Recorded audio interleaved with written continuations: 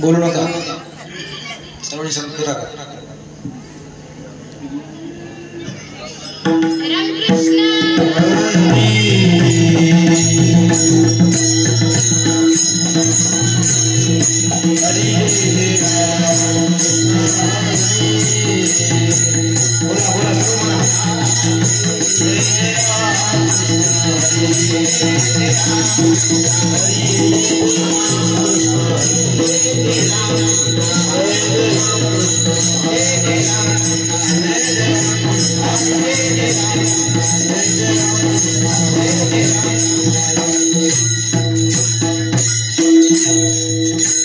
रूप पाहता लोचनी सुख झाले रूप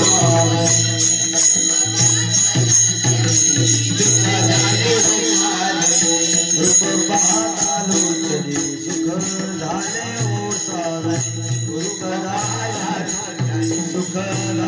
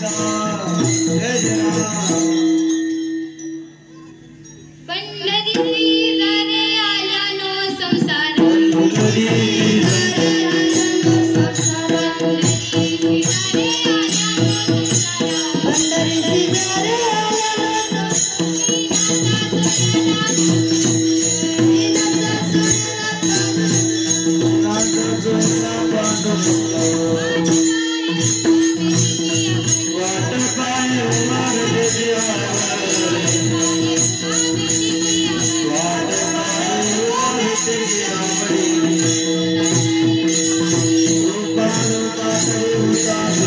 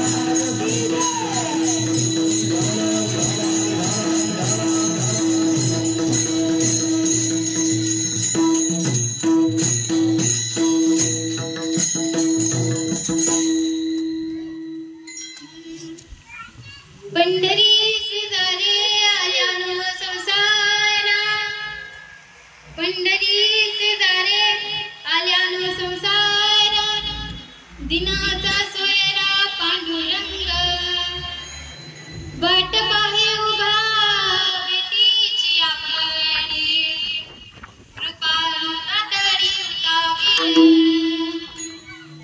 मागील परिहार पुढे नाही शीन मागील परिहार पुढे नाही शीन झाली दर्शनी कवेळ वाट पाहे उभा बेटीची आवडी कृपाळू तातडी उतावीर तुका मने नेदी अनेकांच्या हाती तुका मने नेदी अनेकांच्या हाती बैसला तो चित्तीने पडेना वाट पाहे उभा बेटीची आवडी कृपाळू तातडी उतावीर विठ्ठल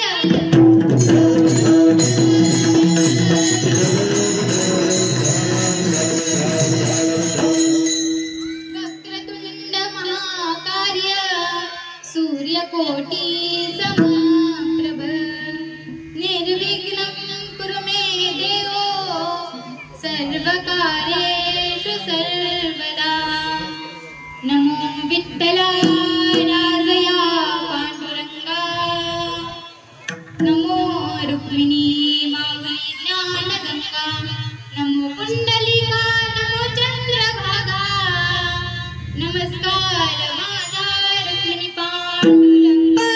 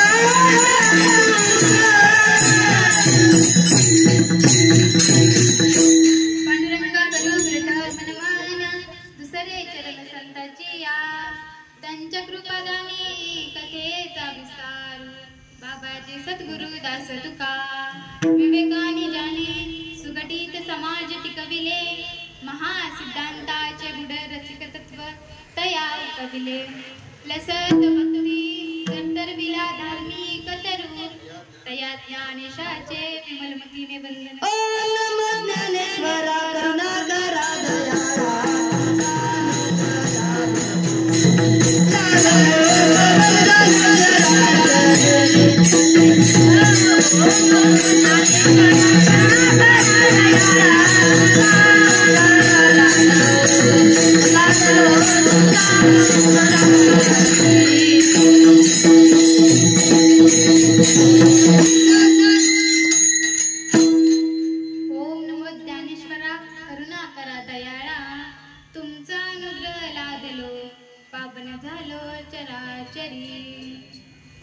ओम ब्रह्मानंदं परमसुखदं केवलं ज्ञानमूर्ति द्वन्द्वातीतं गगनसदृशं तत्त्वमस्यादिलक्षणम् एकं नित्यं विमलमचलं सर्वादिसाक्षभूतं भावातीतं त्रिगुणरहितं नमामि त्रिगुणरहितं नमामि लोकाभिरामं रणरङ्गधीरं राजीवनेत्रं रघुवंशनाथं कारुण्यरूपं करुणाकरन्दं श्रीरामचन्द्रं शरणप्रपद्ये श्रीरामचन्द्रं शरणप्रपद्ये.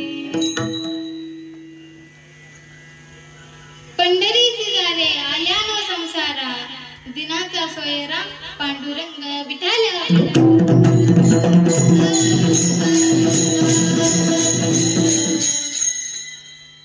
आता आपण सगळे कुठून चालत आलोय? वारीत आलोय ना आपण सगळे जमले एकदम फ्रेश बसा बरं. 12 वाजल्यासारखे दिसतात. किती वाजले? 12 वाजून गेले पण 12 वाजल्यासारखं काय बसू नका नाही तर मग हा बघा कीर्तनच नाही करू का नको मग हसत चेहरा करायचं ना कीर्तन करू चालू विठाल.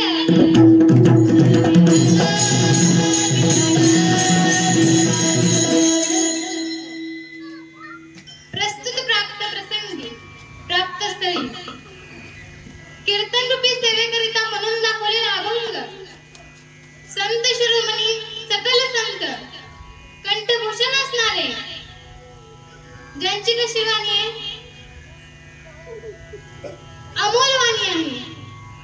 लोण्यासारखे मृदू असणारे फुलासारखे मऊ असणारे जगद्गुरु तुकोबराया यांचा 4 चरणाचा अभंग तुम्हा संत सज्जनाची सेवेकरिता घेतलेला आहे. विठाल.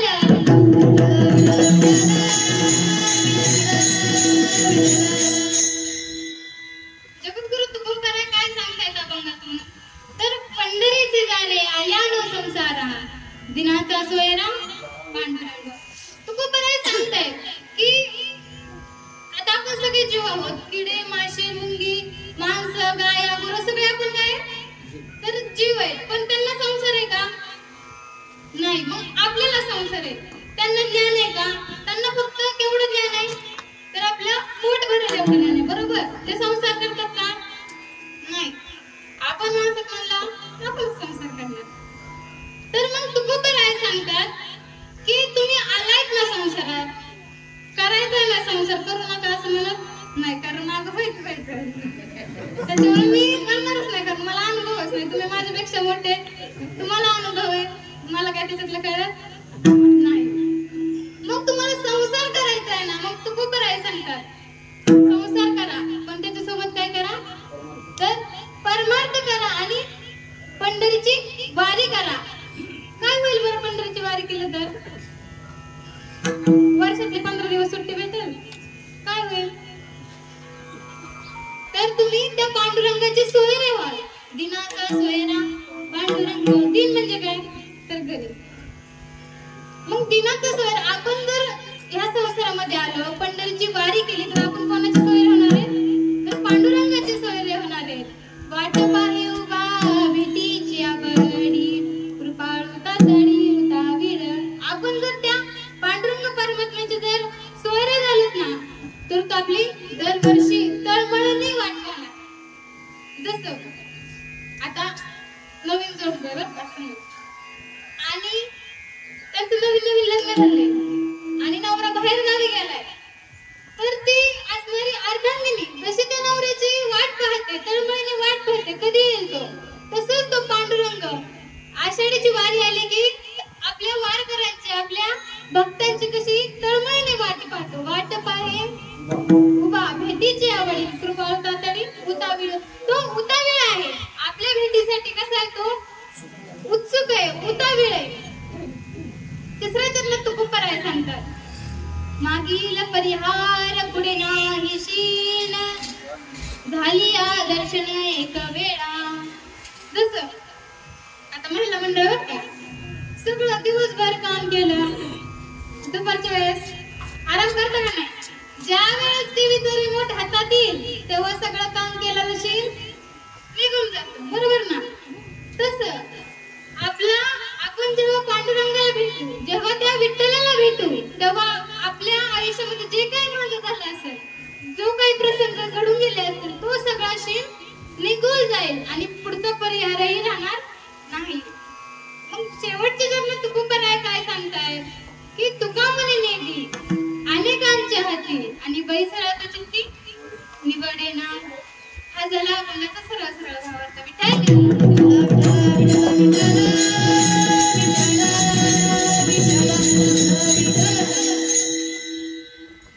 सेवेला आरंभ करण्या अगोदर अल्पसा परिहार देणं हा प्रत्येक वक्त्याचं कर्तव्य असते. सालाबादप्रमाणे चालू असणारी आपला पालखी सोहळा ब्रह्ममूर्ती संत श्रीपाद बाबा संत रामदास बाबा पालखी सोहळा श्री क्षेत्र भांबर्डे ते पंढरपूर पर्यंत आपण वारीत चाललो, बरोबर ना?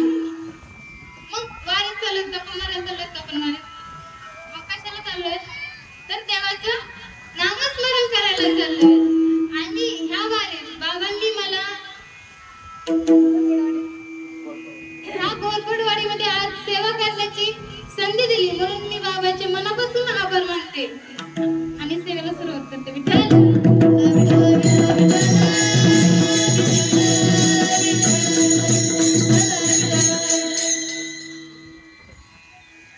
आता आपण अभंगाकडे वळायचं.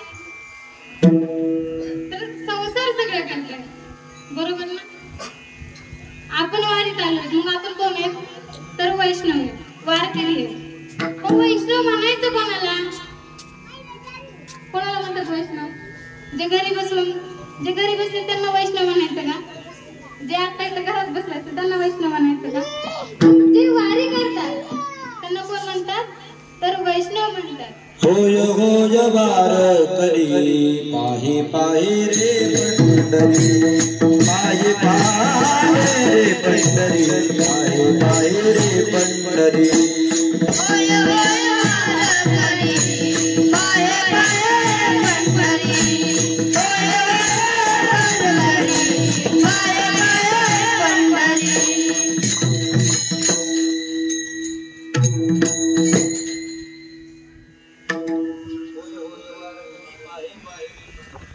होय होय वारकरी पाहे पाहे रे पंढरी. वैष्णव कोणाला म्हणायचं तर त्यांची माया कोणावरती तर ते भगवंतावरती. वैष्णव तो जया वैष्णव तो जया, देवावरी माया, देवावरी माया.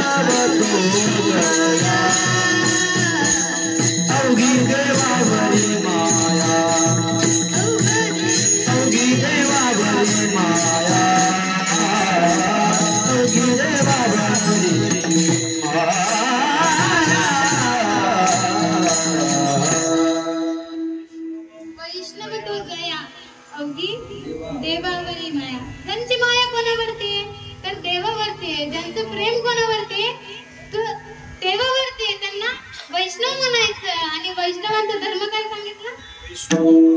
जग वैष्णवाचा धर्म, विष्णुमय जग वैष्णवाचा धर्म, भेदा भेद ब्रह्म मंगळ, भेदा भेद ब्रह्म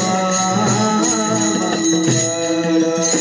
विष्णुमय जग वैष्णवाचा धर्म,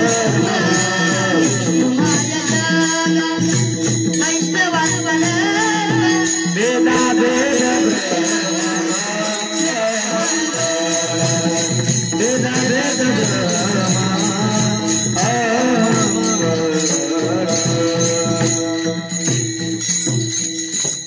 विष्णुमय जग वैष्णवांचा धर्म. ज्यांचा भेदाभेद संपला, ज्यांना सर्वत्र देव दिसू लागला, त्यांना कोण म्हणायचं तर वैष्णव म्हणायचं. विठ्ठल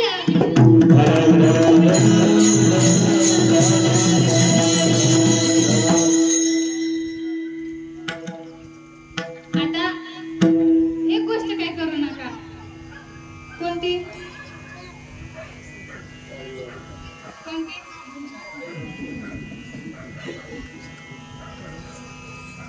खाल्लं आणि गेलं भान. एवढी गोष्ट काय करायची नाही. आता आपण रोज किती वेळा जेवतोय, नाश्ता किती वेळा तरी करतोय, जेवण किती वेळा तरी करतोय, चहा असतो आपल्याला किती वेळा, बरोबर ना? मग जसं एखादं साध्य प्राप्त करायचं त्याला कोण लागतं? साधन. आपल्याला जेवायचं तर साधन लागणार आहे आपल्याला. आपलं साधन कोण आहे? कोण आहे? गवळी बाबा. जसं आपल्याला वांग्याची भाजी करायची, त्याला मीठ, मसाला, मिरची, तेल, जिरी, मोहरी, कढीपत्ता सगळे टाका, सगळे आपल्याकडे. पण गवळी बाबा सुद्धा नाही, भाजी होणार आहे का? नाही. मग तसं एखादं आपल्याला साध्य प्राप्त करायचंय, मग त्याला काय लागणार आहे? तर साधन लागणार आहे. मग आपल्याला तो पंढरीचा विठुराया साध्य करायचं, त्याला साध्य करून घ्यायचंय, आपलंसं करून घ्यायचंय. मग साधन नको? मग साधन काय?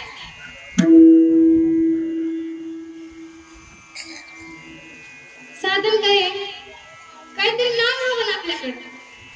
म्हणून बाबा आपले 13 वर्ष झालं वारी काढतात. सकाळी उठल्यापासून ते रात्री झोपेपर्यंत फक्त देवाचंच नाम असतं. काकडा असू द्या, हरिपाठ असू द्या, गवळणी, अभंग, कीर्तन, प्रवचन हे दिवसभर चालू आहे. आपण वर्षभर देवाचं नाव काढतो का? घेतो का? कधी बसतो का चिंतनाला? तर नाही. मग 13 दिवस तरी तुम्ही त्या भगवंताचं चिंतन करावं, त्या भगवंताचं नामस्मरण करावं.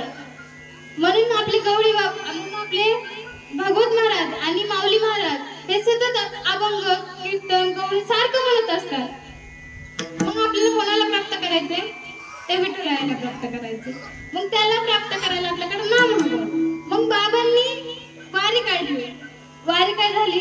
तर साधन झाली. साधन वारीत आल्याच्या नंतर आपल्याला काय भेटतं? तर नाम भेटतं. आणि नाम भेटल्याच्या नंतर आपण काय करू शकतो? तर त्या पांडुरंगाला आपलंसं करून घेऊ शकतो, साध्य करू शकतो.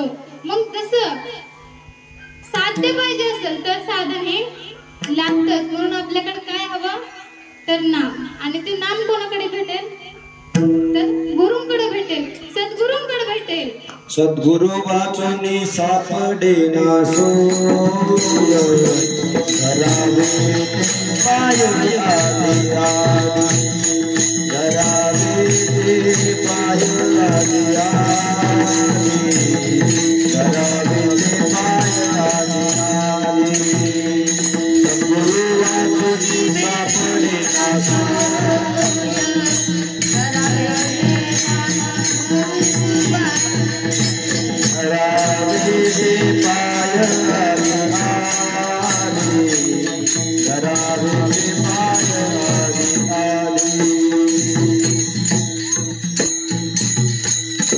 सद्गुरु वाचून सापडेना सोय आणि धरावे ते पाय आधी आधी. आता आपल्याला ह्या गावात यायचं होतं. मग एखाद्या माणसाला जर रस्ता माहित नसेल तो काय करतो? एखाद्याला विचारतो ना की बाबा घोरपडवाडी कुठे? मग तो सांगतो डाव्या हाताला जा, थोडस खाली वळा, मग पुढे जा. मग तिथं एक ग्रामपंचायत लागेल, तिथं काय तर ती घोरपडवाडी आहे. तसं आपण ह्या जीवनामध्ये आलोय, मग आपल्याला मार्ग दाखवायला कोणतरी लागेल ना. मग कोण लागतं? तर गुरु लागतं. आणि आपल्याला जर त्या पांडुरंगाला साध्य करून घ्यायचं असेल तर मध्यस्थी कोण लागणार आहे? तर गुरु लागणार आहे. विठ्ठल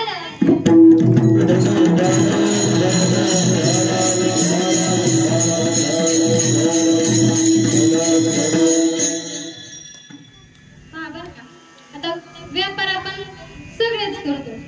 कशाचा असू द्या, मग तो भाजी असू द्या, एखादं दुकान असू द्या, काही असू द्या, आपण व्यापार करतो. तसंच असंच एक छोटस गाव होतं आणि त्या गावामध्ये एक माणूस राहत होता. त्याला 4 मुलं होते आणि त्यांचा व्यापार कशाचा होता? तर चोरी करायचा व्यापार होता त्यांचा. मग तो माणूस जरा वयस्कर होतो आणि मग तो त्यांच्या मुलांना सांगतो की बाळांनो इकडे या. ते मुलं बाबांकडे जातात, म्हणतात बोला ना बाबा. तर मग तो माणूस त्यांना सांगतो मी तुम्हाला 4 गोष्टी सांगतो, त्या 4 गोष्टी कधीच करायच्या नाहीत. म्हणले काय बाबा? म्हणजे खरं कधी बोलायचं नाही. आपण बोलतो का? खरं बोलतो का आपण? नाही बोलतो, कोणीच नाही बोलत. दुसरी गोष्ट, महाराज लोकांच्या नादी लागायचं नाही.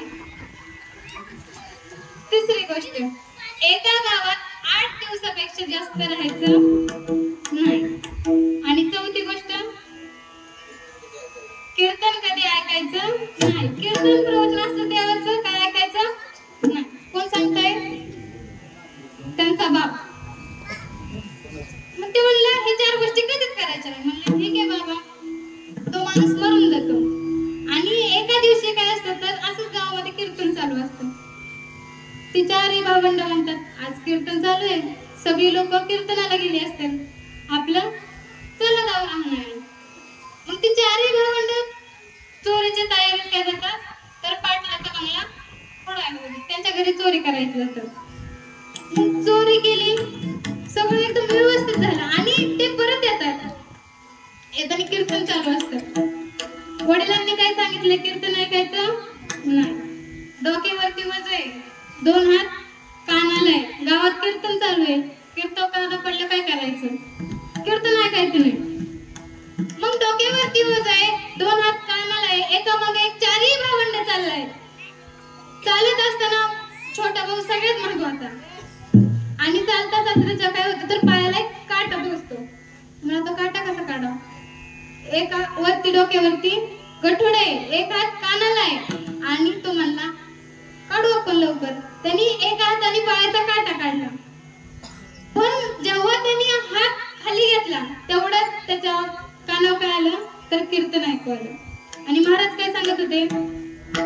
जर का देवाने मनुष्याचा अवतार घेतला तर सावली पडत नाही. देवाने जर मनुष्याचा अवतार घेतला तर सावली पडत नाही. तेवढंच त्यांनी ऐकलं आणि परत का हाताला कान लावून ते 4ही भावंड जाऊ लागले. दुसऱ्या दिवशी काय झालं? चोरी झाली म्हणून त्या पाटल्याच्या वाडा सगळीकडे कळालं. तर त्या गावचा जो राजा होता त्याच्याकडे ते सगळे गेले. म्हणाले आपल्या गावात 4 चोर आहेत. तेवढे एक माणूस होता त्याचे 4 मुलं होते. तेवढे 4 जण चोर असणार. मग तो म्हणला आपण एक काय करू प्लॅन करू. त्यांनी प्लॅन बिन केला. मग ते काय म्हणले सगळे स्वर्गाचं डेकोरेशन केलं एकदम स्वर्ग. इंद्रदेव बनलं कोणी सगळे एकदम पोशाख पिशाख घालून एकदम कडक मध्ये होते. त्या 4 भावंडांना बोलवलं. इतकी दारू पाजली. मला सांगा माणूस खरं कधी बोलतो? नशेत बोलतो. नशा कशाशी असू द्या माणूस खरं बोलतो त्या नशेत. मग त्या राजाने त्यांना दारू पाजली, इतकी दारू पाजली आणि विचारलं सांगा चोरी कोणी केली? ते तिघं काय बोलले नाही. पण जो लहाना भाऊ होता तो म्हणला आम्ही केली चोरी. नशेत होता सांगितलं त्यांनी आम्ही केली. आणि नंतर छोटा भाऊ म्हणतो मला एक सांगा तुम्ही खरंच इंद्रदेव आहात का? ते म्हणले तुला कोण म्हणलं? ते म्हणले तुमची सावली पडत नाही म्हणून म्हणतोय. कारण देवाची सावली पडते का? नाही. आणि त्याची तर सावली पडली होती. मग त्यांनी फक्त अर्ध वाक्य ऐकलं कीर्तनाचं तर त्याचं मरण टळलं. मग आपण 13 दिवस रात्रंदिवस त्या देवाचं नामचिंतन करतोय तर आपला उद्धार होणार नाही का? होणारच. एका वाक्याने जर का मरण टळत असेल तर आपण सारखं कीर्तन ऐकतोय, प्रवचन ऐकतोय, भजन ऐकतोय तर आपला उद्धार नाही होणार का? आणि तू आहे तेच म्हणताय भजन करायचंय ना पंढरीच्या वाटेनेच करा. अभंग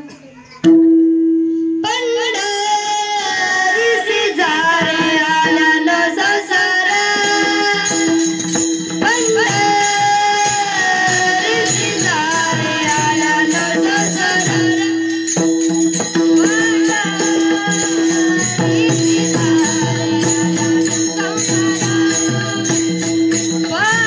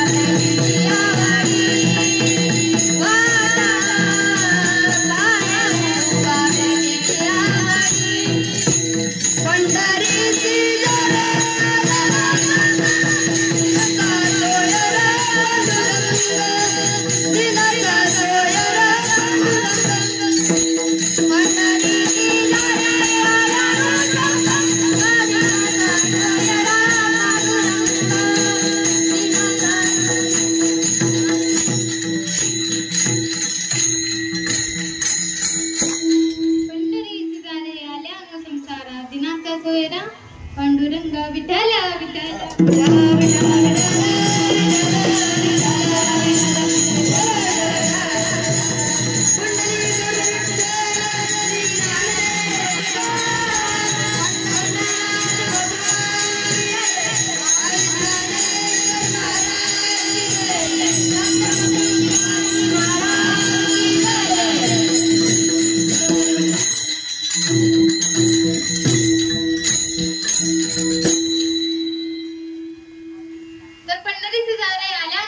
संसारात येऊन पण सगळ्या देवांची भक्ती करायला सांगितले का नाही. आता वर्षातले दिवस किती किती मग वर्षातले दिवस किती 365. मग तुम्ही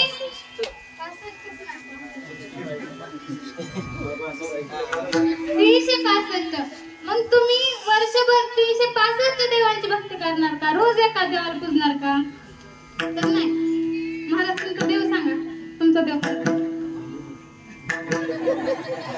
तुमचा देव सांगा.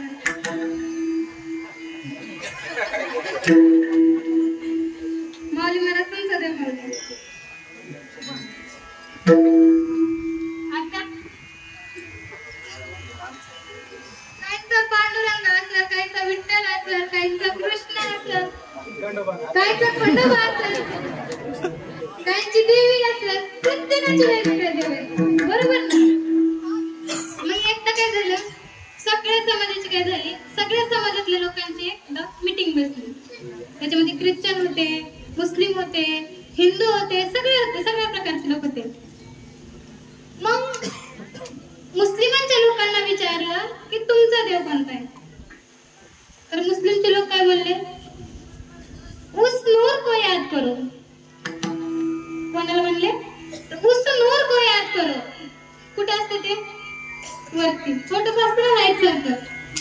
तर मुस्लिमचे म्हणले उस नूर को याद करो, हाच आमचा देव म्हणले. ख्रिश्चनला म्हणलं तुमचा देव कोणता आहे? तर ते म्हणले लाईट इज गॉड. काय म्हणाले ते? Light is God. छोटीशी लाईट म्हणजे नूर झालं, लाईट झालं एकच. ते म्हणाले लाईट इज गॉड. ते त्यांना देव म्हणतात. हिंदूंना विचारलं तुमचा देव कोणता आहे? पहा, ज्ञानोपालयात जेव्हा चिंतनाला बसतात, आपण जेव्हा फोटो बघतो ज्ञानोपालयांचा, जेव्हा ते चिंतनाला बसलेले असतात तेव्हा त्यांच्या पाठीमागे काय असते? तर लाईट असते. जेव्हा भगवान शंकर चिंतनाला बसतात तेव्हा त्यांच्या मागेही तशीच लाईट असते, तसाच प्रकाश पडलेला असतो. जेव्हा गौतम बुद्ध बसतात तेव्हाही तसंच असतं. जेव्हा म्हणजे साधू जेव्हा काही चिंतनाला बसतात तेव्हा त्यांच्या मागे काय असतो? तर प्रकाश असतो. मग जी महादेवाची पिंड असते त्याच्यावर त्यावरच्या भागात काय म्हणतात? महादेवाच्या वरच्या भागात पिंडीचं लिंग. मग सगळ्या समाजातल्या लोकांना विचारलं की तुमचा देव कोणता? लाईटीचा आकारही तसा, त्या नूरलाही तसंच म्हणलं गेलं आणि आपल्या हिंदू समाजातही तसंच म्हणलं गेलं. मग सगळ्यांचा देव कोण झाला? एकच झाला. मग आपण का भेदभेद करायचा? देव एकच आहे ना. फक्त पांडुरंग झाला, कृष्ण झाला, अजून रुक्मिणी माता झाली, सगळे असेल. फक्त ते काय झाले तर सिग्नल दिलेले. बरोबर ना? आपण ह्या मनुष्याच्या देहाला आलो. मग आपल्याला त्या परमात्म्याची आठवण करून देण्यासाठी बाकीचे देवांचे काय झालंय तर सिग्नल दिलेले आहेत की बाबांनो तुम्ही जन्माला आलाय, तुम्हाला देवाची भक्ती करायची म्हणून तुम्हाला ते सांगितलं गेलेलं. विठ्ठल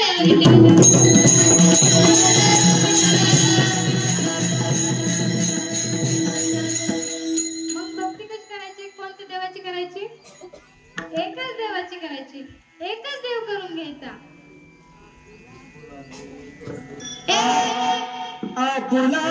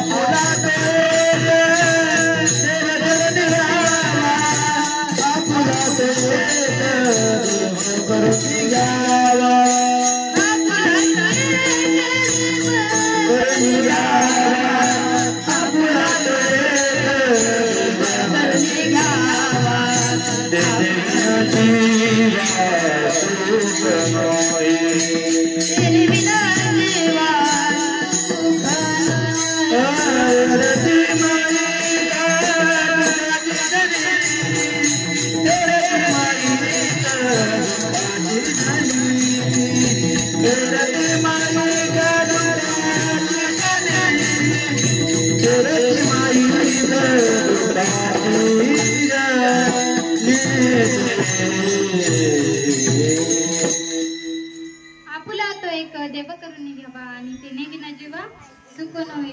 सगळ्या देवांची भक्ती करण्यात म्हणजे काय उपयोग आहे का? नाही. तुम्हाला पाणी जर जमिनीत पाहिजे म्हणजे पाणी बोर जर घ्यायचं असेल तर 17 खड्डे खांदून काय उपयोग आहे का? नाही. एकच खांदावं लागणार आहे. एकच खांदला तर पाणी लागणार आहे. तसं सगळ्या देवांची भक्ती करून काय उपयोग आहे का? नाही. एकच आपल्यासा करायचा. एक गाऊ आम्ही विठोबाचे नाम अनेकाचे काम नाही आता अनेकाचे काम नाही आता स्वामी विठोबाचे नाम अनेकाचे काम नाही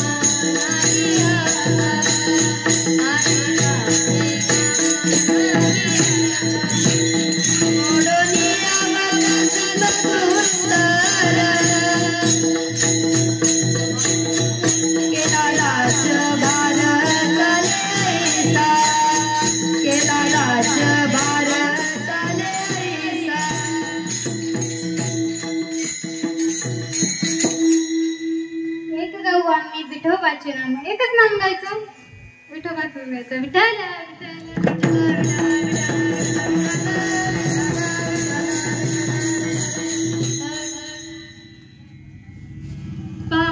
असं ते घोरपडी घोरपडवाडी नावाचं एक असं छोटस गाव होतं. त्याच्यामध्ये एक नवीन नवरा नवरी होतं. नवीनच लग्न झालं होतं. 4-5 असंच झालं का? त्यांचं नाही सांगितलं. 4-5 दिवस फक्त लग्नाला झाले होते आणि तो मुलगा मिलिटरी मध्ये होता. त्याला एक तार आली की तुम्हाला लगेच ताबडतोब सीमेवरती यावे लागेल. 5 दिवस झाले होते फक्त लग्नाला. किती? 5. 15 दिवस नाही, 10 दिवस नाही, महिना नाही, फक्त 5 दिवस झाले होते. यावंच लागेल मला कोणत्याही परिस्थितीत. तो सीमेवरती गेला. लढाई चालू झाली. लढाई इतकी जोरदार चालू झाली की ती महिना झालं, 2 महिने झालं, 6 महिने झालं, वर्ष झालं तरी युद्ध चालूच होतं. लढाई काही संपत नव्हती. मग एकदा लढाई संपली. आपण जिंकले गेलो आणि त्या मुलाला काय झालं तर बऱ्याच दिवसासाठी सुट्ट्या भेटल्या. मग तो मुलगा आपल्या राज्यात आला. राज्यातून जिल्ह्यात आला. जिल्ह्यातून तालुक्यात आला. तालुक्यातून गावात आला. गावात आला चौकात आला आणि समोर त्याची अर्धांगिनी बघितली. किती दिवसाची? फक्त 5 दिवसाची. युद्ध किती दिवस चालू होतं? 1 वर्ष युद्ध चालू होतं. 1 वर्ष एवढं त्यांनी लढाई केली. एवढा संघर्ष सहन केला. इतकं शीण आला होता त्यांना. फक्त त्या 5 दिवसाच्या पत्नीला त्यांनी बघितलं तर त्यांचा सगळा शीण निघून गेला. तसंच आपला 13 दिवस वारीत चाललेला सगळा शीण कोणाकडे बघून सगळा शीण कसा निघून जातो तर त्या पांडुरंगाकडे बघितल्यावर. वाट पाये उभा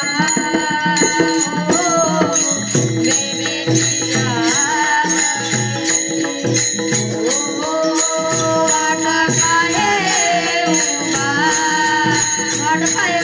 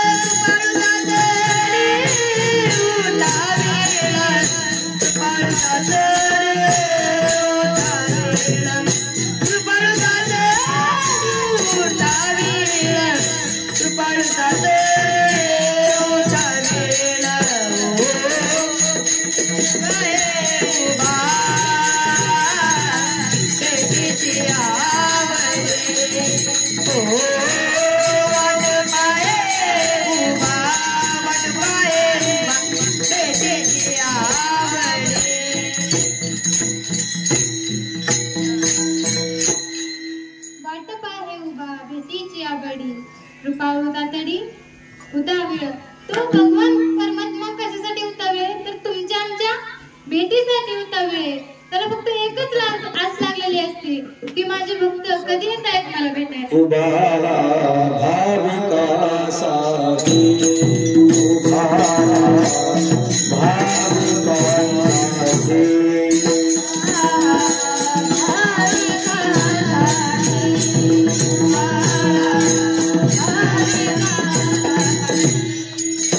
विठू कैवल्याचा गाभा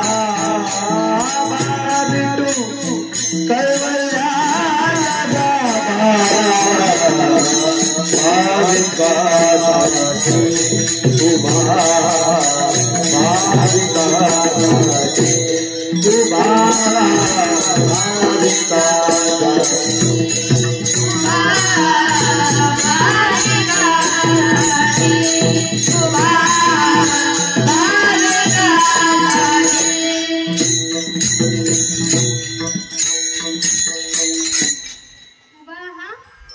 भाविकांसाठी विठ्ठल विठ्ठल विठ्ठल.